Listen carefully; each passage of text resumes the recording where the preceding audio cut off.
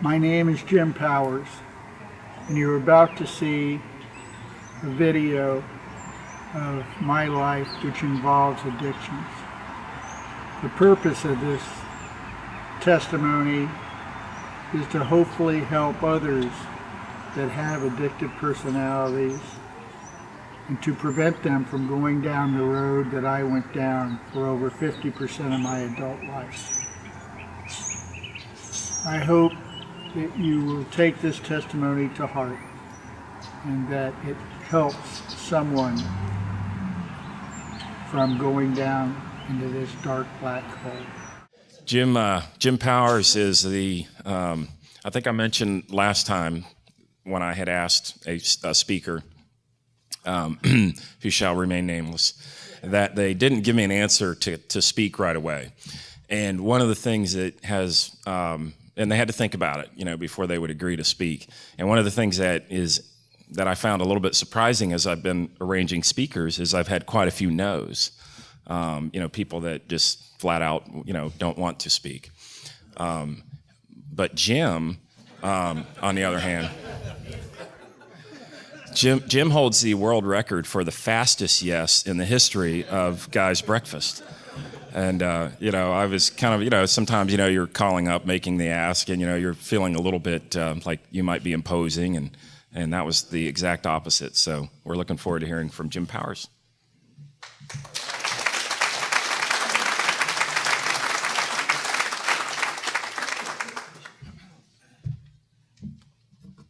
Good morning. The reason that the yes was so quick is that my story is one of a lot of successes, but half of my life was extremely dark, and I'm hoping that in sharing my story, it will bless the lives of someone in here or someone you may know to prevent it from happening to them. It's kind of ironic that the syrup today was made from a ministry that deals with addictive personalities, because that's what my story is about. I was born down in South Florida in Miami. My mother and father had moved there from Atlanta, Georgia, both hardworking Christian people. I was brought up in Presbyterian Church, Miami Shores, baptized. I had every opportunity as a middle-class young man to grow up and be nurtured until the point in time where my father fell ill when I was 9 years old. And he was a 5-pack-a-day Camel smoker, non-filtered. And so he came down with emphysema. And 5 years after that, for those 5 years from the time I was 9 to 14, I watched him die. And then one night we got the call from the hospital that he had finally succumbed to his illness. But that was extremely traumatic for me. And but I had, within a year from them, I found solace in alcohol, which I thought was solace. I was being anesthetized. But prior to that, my title of this is When God Intervenes. And prior to that, God had entered my life several times. You know, I was too young to know who was watching over me, but when I was 7 years old, I was on vacation with my family in Maggie Valley, North Carolina. I don't know if any of you have been there. It's one of the prettiest areas of the Western Carolina mountains. But at that point in time, it was pristine. It wasn't developed like it is now. And I was we were staying on the side of the mountain, and my older brother and the friends had gone across to the apple orchard, and it was my morning to do chores, so I had to do my chores before I could go play. And so I went down the side of the mountain after my chores, and I was looking at my brother and my friends playing, and I wasn't watching what I was doing. And there's a major highway that goes through there, and I ran out into the street and was immediately struck by a car, and spent several days in the hospital. But I was thrown clear of the impact. And the people that hit me had come to the hospital and explained to my parents that they had, coming down from the mountain, they had seen me on the side of the road, and the wife had told her husband to watch out for me. And so when I darted out, he was already slowing down, or I wouldn't be here.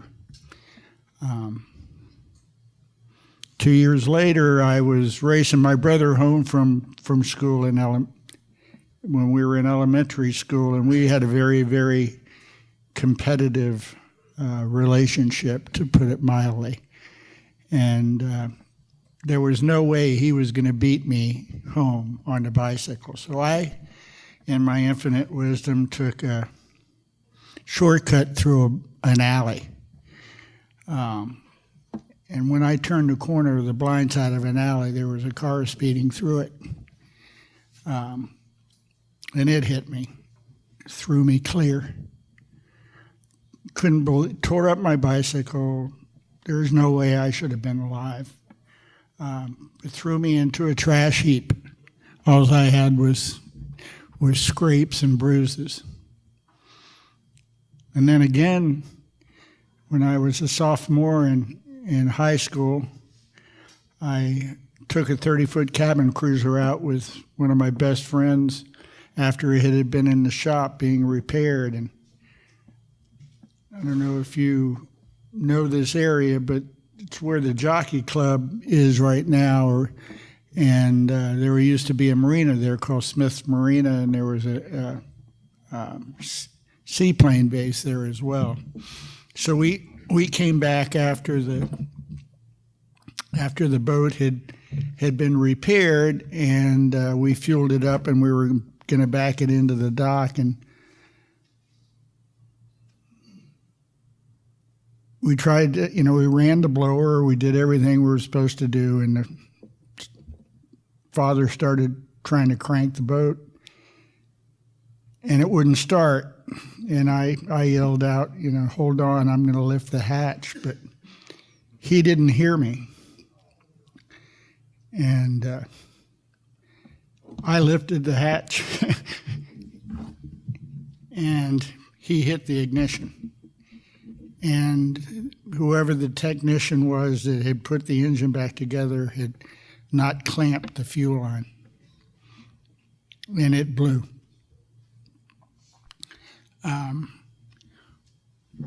I must have gone 30 feet in the air, but it blew me clear of the boat.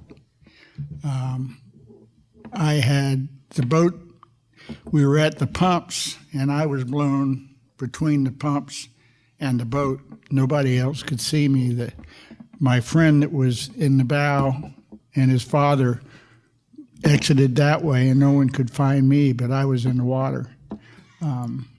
I had burns, second-degree burns underneath my arms. My hands had gone up to my face. You could see my handprint. on my face.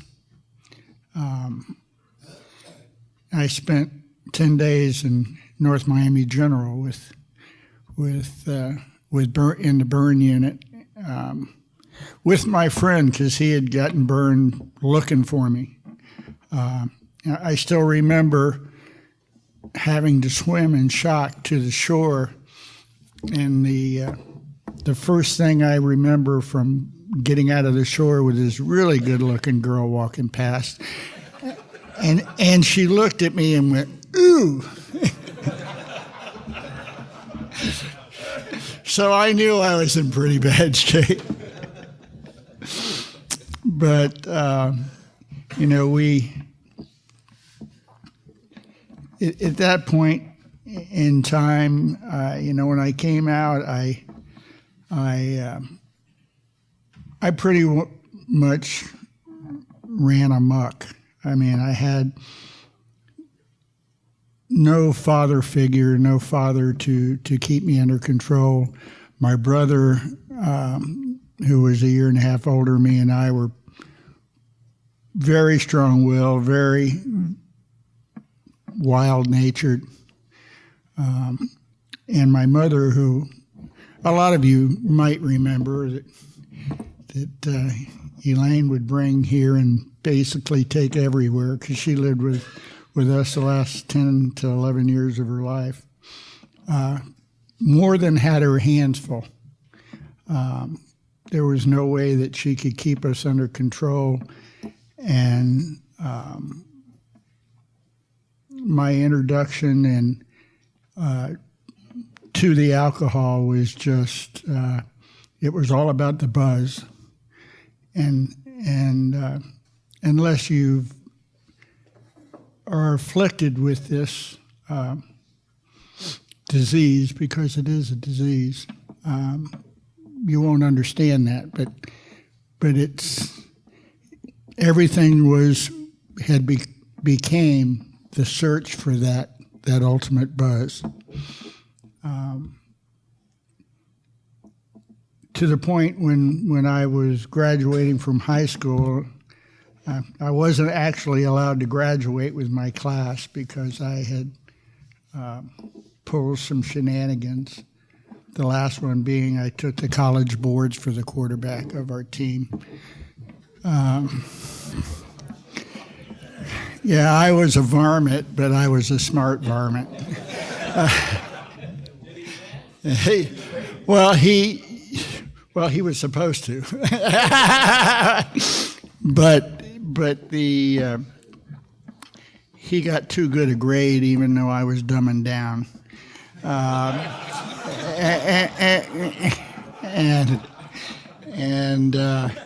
And then they started investigating, and one of the girls who had heard about it basically told on us, and so my mom got the phone call, and I was suspended along with another friend who had taken the college boards for the running back. So that was at that point in time. I knew that I needed some type of guidance, so I chose the ultimate guidance. I joined the Marine Corps, and hooah, and I was introduced to the DI at Beaufort, South Carolina, who told me he was going to be my father, my mother, my brother, and my sister for the next 12 weeks. And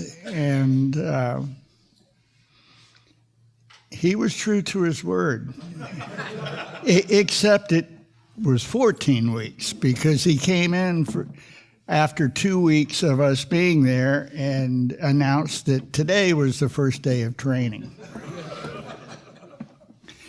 And I politely, I thought, asked him why, what I had been doing for the first 2 weeks, and he informed me that I had been preparing to train.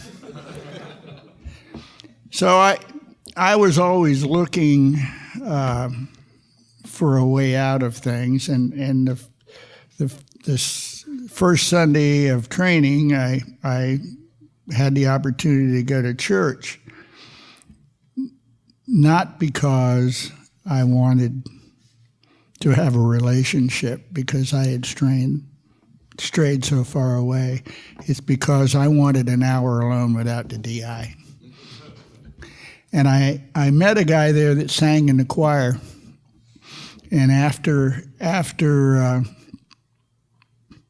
service, I talked to him for a little bit, and then he said, I got to go. I got to sing for the next service. And I said, how many services do you sing for? He said, well, there's 3 services. I have to sing for all 3. I said, wait a second. Let me get this straight. Are you telling me you have 3 hours every Sunday that the DI is not on your butt? And he says, absolutely. And I said, I'm there. So where do I sign up? Exactly. So I went back to the DI, and a buddy of mine that I went in with, he had played on the offensive line on our football team. I said, follow me, but just don't say anything. Just nod whatever I say. So I said, sir, the privates wish to speak, sir. And he said, front and center. And he said, and Private Cunningham would like to speak as well. Bring him along. And I announced that the privates wanted to join the choir. Well, by this time, he knew me. He knew it was a scam. So he didn't talk to me. So he said, Private Cunningham, I know why Private Powers wants to join the choir. Why do you want to join a choir? And he just turned completely red. He had no idea what to say.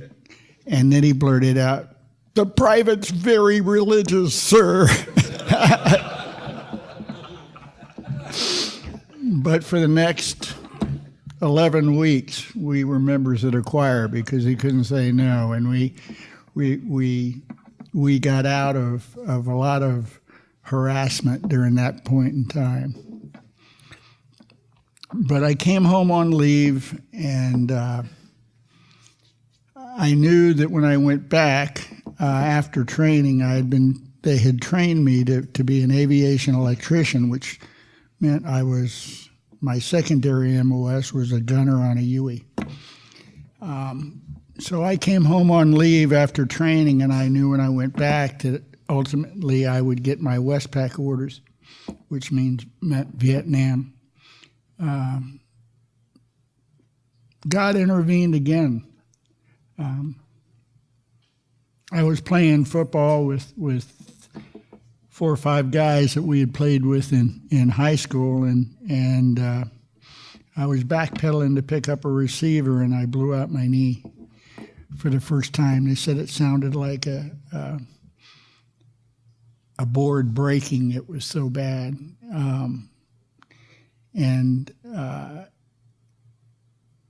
Back then, they didn't know how to treat knees. This was in 1969. So they immobilized the knee, which is the last thing you want to do, and for a month, and then finally I had surgery, and I was put into a full-length cast, which I stayed in for 6 weeks.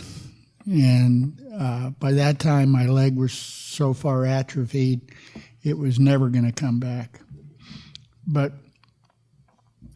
I got discharged, and I came out, and I was trained as an aviation electrician, but the airlines at that point in time weren't hiring, and I had gotten into this real bad habit called eating, and I wanted to continue. So my buddies that I was in the service with, his dad had kind of taken me under his wing when my dad died, and he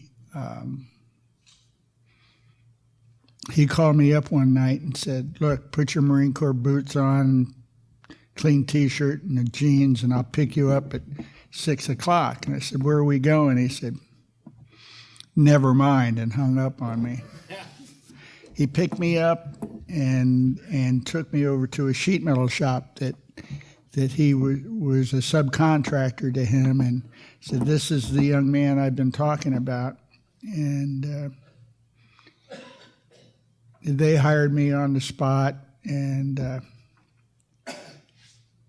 I became the truck driver's helper because I wasn't smart enough to even drive the truck. And I learned everything I could possible about the sheet metal industry.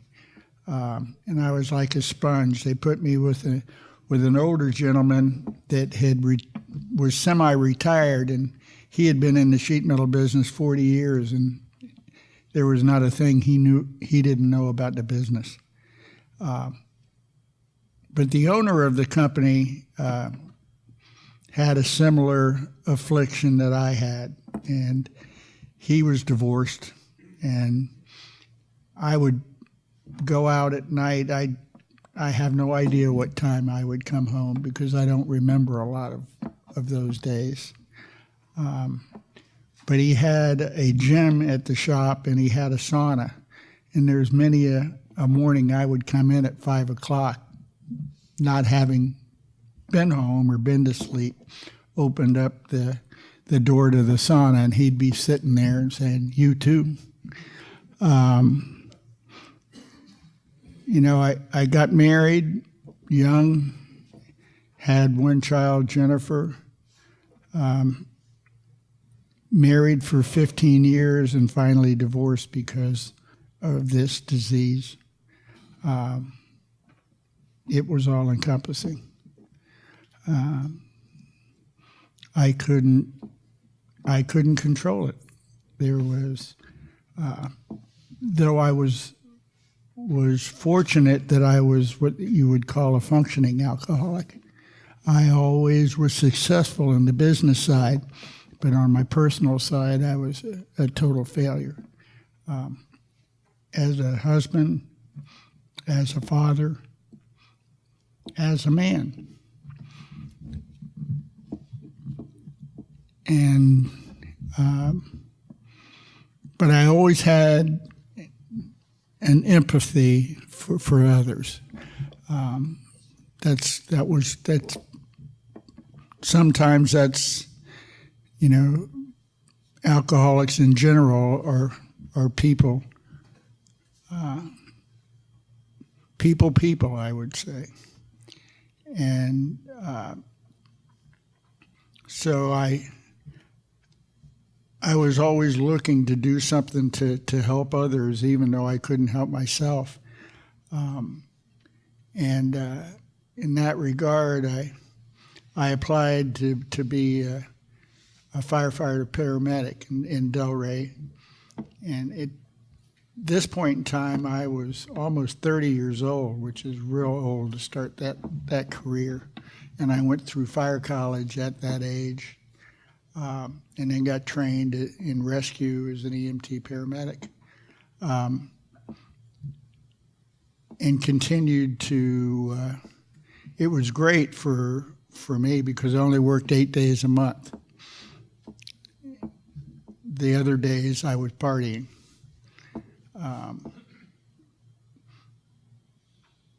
I got divorced. Really had no direction in life at all. During that point in time, in one year that I was at my worst, I got stopped 7 times in 6 months for DUI.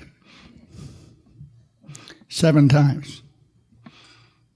I did not get a ticket because it was always with a police officer in Delray. And when they saw my firefighter badge, they drove me home, which was probably the biggest disservice to me and to the community that you could do. But that was before MAD, before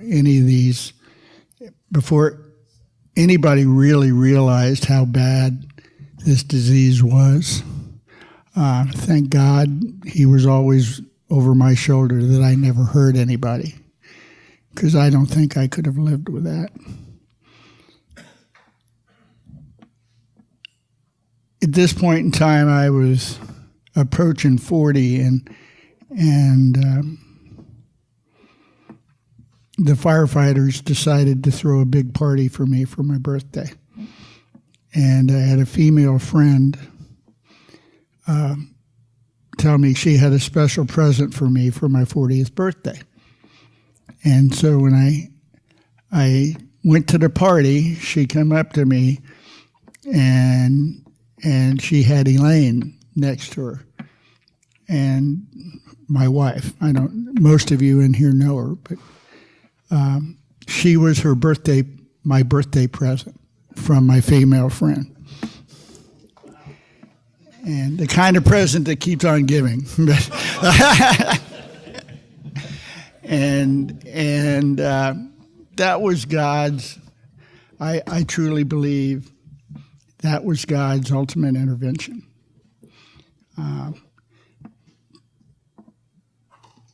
He brought a woman to me that had all the attributes that I really needed. She's very soft-spoken, easygoing, but she had this knack of manipulating me when I didn't even know I was being manipulated. And she made me do things that she wanted to get done without me knowing what she was doing. And I really needed direction at that point in time, because I was powerless to get out of this black hole on my own.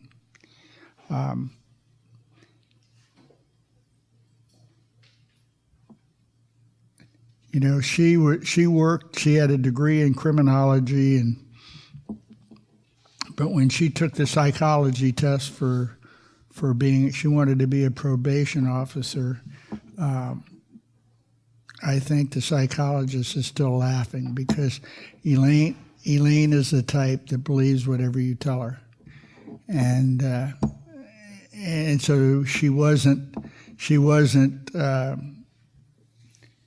suited for that occupation. But she had gotten to work her way through college. She had gotten into the hospitality business as a server and made great money at cash. But what happened was that I would work all day, go home, take a nap, come back and pick her up at 11 when she got off, and then we would go out.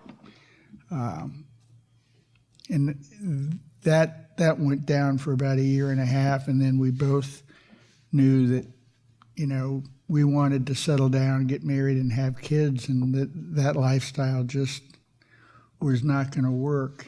And so she actually led me back to God. And I forgot to tell you the point that when we first met, I started talking to her, and I said, "Well, where are you from?" And she said, "Miami Shores." And I said, "Well, I'm from Miami Shores. Where do you go to church?" She goes, "Miami Shores Presbyterian." I said, "Well, I go to Miami Shores Presbyterian. Where's your dad work?" She said, "Well, he's a state farm agent in Miami Shores." I said, "My best friend's father is your dad's manager." It was just like, how could how could this be? This had to be a God thing. There is no way that this could not be directed by a higher power. And it just like it clicked. And my focus was no longer wanting to get the buzz, wanting to party. It was wanting to be with her and start a family, which we we tried for over 5 years and went through 2 miscarriages. And I don't know if any of you had ever had that, but I was starting to wind down the alcohol, but I still couldn't put it down. And until one evening, I went out and I finally got my DUI that I had worked so hard for all these years. And I woke up in jail the next morning, and I said, I don't want to be like this anymore. And I turned it over to God. And he got me through this because he had always been there. I mean, there is no way that I should have lived through being 15. Who gets run over by a car twice, blown up by a boat, and lives to tell about it? You know, it's not because I was lucky. It's because God had a guardian angel on my shoulder. You know, I wasted half of my adult life in this hole. And I just hope that my story will help someone in here or someone you know address the issue if they have this addictive personality. My oldest daughter has what I have. She's an addict as well. I pray to God that my 2 younger daughters, and I've talked to them numerous times about my issue. One is 16 now and one is 19. And praise God, they've never seen me take a drink.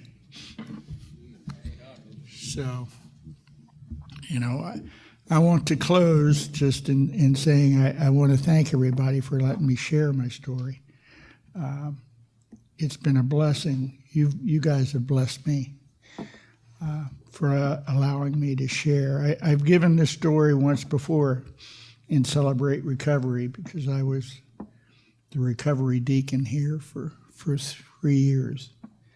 And if anybody has a friend, a neighbor, anyone you know that has this and needs someone to talk to that can talk to them on their level, I'd be more than willing to be there for them. Thank you, guys.